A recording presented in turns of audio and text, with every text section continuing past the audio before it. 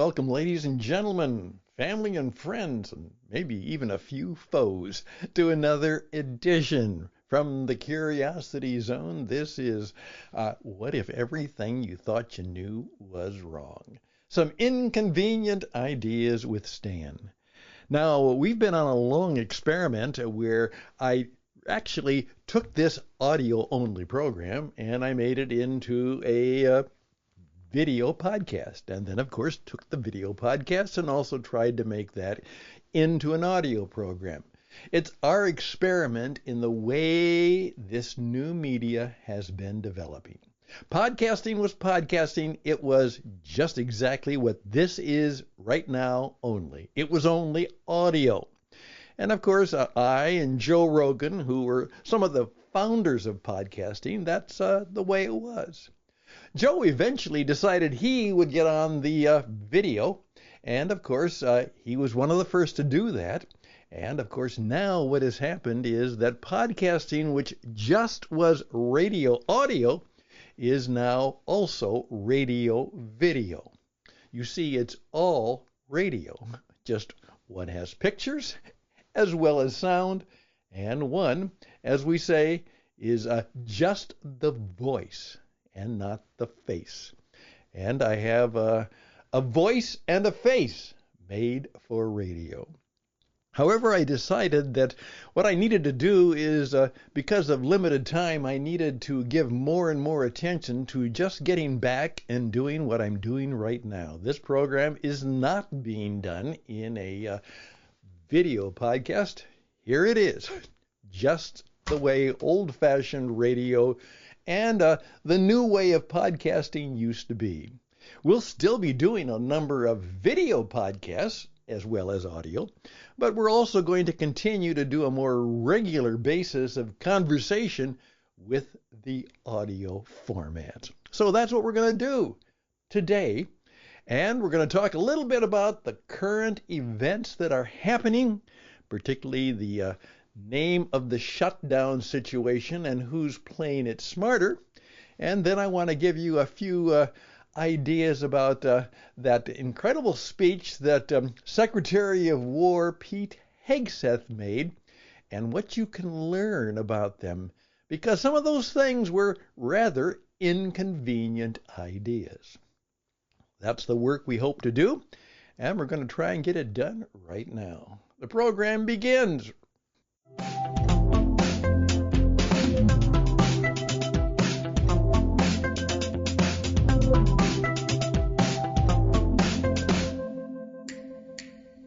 First of all, we go, and the inconvenient idea that I often put forward is something I often say. If it's in the news, it probably isn't that important. You see, there's a good reason why the news is the news in the news today. And that's because it's not meant to inform people. It's meant primarily to gain an audience and to make money. That's the deal. And so oftentimes the really important things are taking place, don't necessarily make it into the media. And you're going to find out that this shutdown situation, which is a rather interesting one because it's really a political gamemanship, it will pass. And nothing significant will come of it. But it is the topic of the day. However, the work that is being done by the Trump administration in many ways will be significant. And what I wanted to point out is just to get you to thinking, and this is not meant to be a political commentary, but a sense of helping you understand just what might be some of the best ways to communicate. Now, it has been accepted that the speech, the presentation, some of you might call it a rant, that Peter Hegseth gave to 800 generals and admirals about how he was going to change the military culture, how that happened and how we did it. Well, let me just clue you into 2 or 3 things that might be helpful in your own leadership. Okay? First of all, did you notice that the gentleman, and by the way, keep in mind, Peter Hegseth has been, yes, a talk show host for many years. Please keep in mind that that was going to help him a great deal, just as it helped Donald Trump. Donald Trump was an incredible business developer, risk-taker, entrepreneur, but he really made his name with that show that many people know about, you know? That's the show where, in effect, you're fired. As people, the apprentices came together, tried to demonstrate that they were worthy of being on a Trump organization, and only a few of them survived. The rest were fired, and his signature statement became, "You're fired." He had media experience. Hegseth has had media experience. Ronald Reagan had incredible media and film experience. You see, today, life and business is a performing art. In fact, I am now putting together a program to help men and women who are writers and authors. And because they tend to be rather introverted personalities because that's just kind of who they are. I understand that. I'm an introvert too, but 50 years of practice helped me to break through and actually have a little bit of an extroverted personality, though that's not really me. It really isn't. But Peter Hegseth had performing ability. And right off the bat, I noticed it. Yes, he came up to the pulpit, the mounted place there. And I say pulpit, yeah. That's oftentimes a preaching place. That's where people give those kind of things. But then did you notice that he stepped away? And the entire presentation was talking, going back and forth. Obviously, he wasn't looking at the teleprompter. Now, there might have been a teleprompter screen in the back. I don't know about that, but that could be.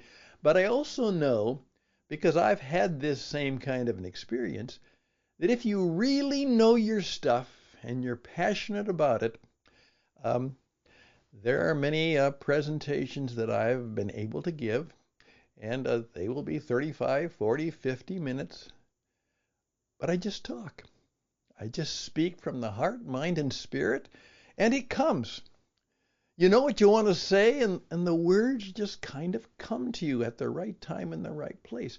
And he knew what he wanted to say, and the fact that he was closer to his audience, that he actually had that freedom to move around and be energized, show energy, show activity, that made it all the more powerful. And for some people, a little bit aggravating because they didn't particularly like his message. And did you notice that he was okay with the fact that some people might not like it? Yes. Please keep in mind, whenever you make a presentation, some people are not going to like it. One of my mentors said this. He said, "Stan, when you give a presentation, there's a good chance that 25% will like it, no matter what. That's the kind of people they are. They're very positive. They're with you. They're optimistic. 25% probably won't like you or like your message. And there could be a variety of reasons for that." He said, you might remind them of someone they don't like. As one person said, you might remind them of their ex-husband. Who knows? I actually had one lady who wrote up a complaint that she didn't like me because she didn't like my tie. Okay, there it goes. So your job is not the 25 and the 25. Your job is the 50 in between. Always know that someone is probably not going to like your presentation and like you no matter what you do. That's a good lesson to learn about life and business, particularly in this performance economy. Okay, there we go. Then you noticed what Pete Hegseth did is he made a point of making strong intentional statements. There was not a lot of nuance in what he did. He was bold. He stepped forward. He made his point, and then he said, all the best to you. Even if what I have done has bothered you, remember, when you go your way, we want the best for you. And so he closed with the proverbial benediction. Now, many of you have heard that word in terms of a religious ceremony in church. The benediction, as one says, that finally the sermon is over and now they're going to close it up. But the word benediction actually is a combination of two words, benediction. Bena, Latin, good diction speech. In effect, you close with speaking well to your audience, no matter what. As I oftentimes point out, the old Star Trek Spock man who said, live long and prosper. There you go. There's a lot more, and what I would do, whether you like it or not, whenever someone has given a speech or a presentation or a program or a performance and they've done it well, whether you agreed with the topic or not, watch and sometimes listen, but sometimes just watch. Turn the sound off and just see what you can learn by watching how they present themselves, how they dressed, and then learn from that. And then perhaps go back and then listen to the speech without seeing it. And what did you learn from just hearing it?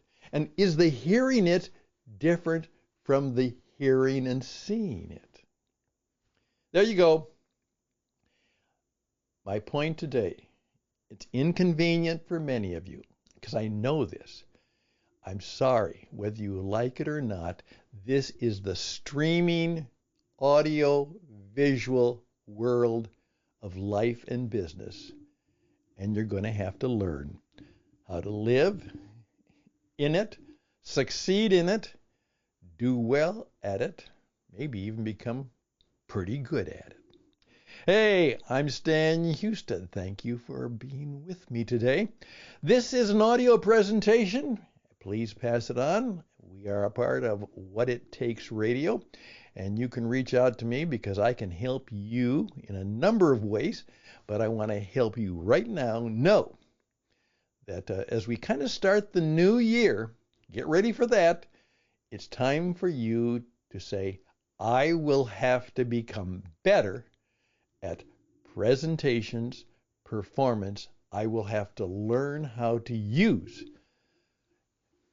the modern media. Be in front of the camera and behind the microphone.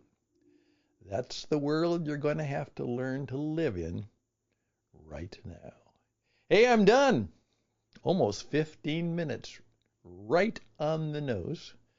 And a good talk today is between 12 and 20. So I hope this has been helpful for you. 10 minutes plus a few extra of a little bit of clarity, perhaps conviction, and hopefully a touch of charity. I'm grateful that you've given me your time. Stan at witradio.net, Stan at witradio.net, Whatever you need in terms of life, business, and broadcasting, I think I can help you. I can help you be better. I might even help you become, as a few of my friends have, even pretty good to great. Take care. Bye for now.